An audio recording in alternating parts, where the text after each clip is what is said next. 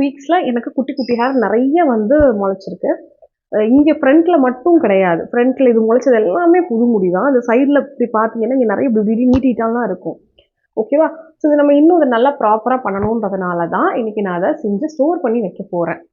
Super result கொடுக்கும். So நீங்களும் இந்த வீடியோவில் நான் ஷோ பண்ணுறேன், உங்களுக்கு யூஸ்ஃபுல்லாக இருக்கும். இந்த ஆயில் மேக்கிங்க்கு நமக்கு தேவையானது வெந்தயம், கிராம்பு, கொஞ்சமாக ரோஸ்மெரி லீவ்ஸ் நான் எடுத்திருக்கேன்.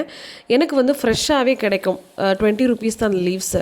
உங்களுக்கு வந்து இந்த மாதிரி ஃப்ரெஷ் லீவ்ஸ் ரோஸ்மெரி கிடைக்கலன்னா நிறைய ட்ரை லீவ்ஸ் வந்து பார்த்திங்கன்னா ஆன்லைனில் அவைலபிளில் இருக்குது. அப்புறம் செக்கில் ஆட்டின சுத்தமான தேங்காய் எண்ணெய், இந்த பொருள் தாங்க. அதிகமாக எதுவுமே சேர்க்க வேண்டாம். நமக்கு எவ்வளோ வந்து என்ன தேவையோ அதை நான் எடுத்திருக்கேன். இந்த பாட்டிலில் தான் நான் ஸ்டோர் பண்ணி வைக்க போகிறேன். ஸோ அதனால் அந்த பாட்டில் அளவுக்கு கொஞ்சம் கூட நான் ஆயில் எடுத்துக்கிட்டேன். உங்களுக்கு எவ்வளோ தேவையோ நீங்கள் ஊற்றிக்கோங்க. கிட்டத்தட்ட நான் வந்து ஒரு 150 ml 200 ml தான் இன்றைக்கி ப்ரிப்பரே பண்ண போகிறேன். ஒரு கனமான பாத்திரம் எடுத்துக்கோங்க. தேவையான அளவு எண்ணெய் ஊற்றிட்டு இந்த இன்க்ரீடியண்ட் எல்லாமே நீங்கள் உள்ளே போட்டுட்டு மிதமான சூட்லேயே நீங்கள் வந்து ஃபஸ்ட்டு கிண்ட ஸ்டார்ட் பண்ணுங்கள்.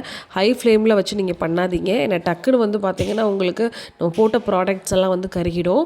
ஸோ அதனால் பக்கத்தில் இருந்துகிட்டே நீங்கள் கிண்டி விட்டுட்டே மிதமான சூட்லேயே வச்சுட்டே இருந்தீங்கன்னா கொஞ்சம் நேரத்தில் நல்லா ஹீட் ஆகி இந்த மாதிரி வந்து பார்த்திங்கன்னா நுரையாக உங்களுக்கு வரும்.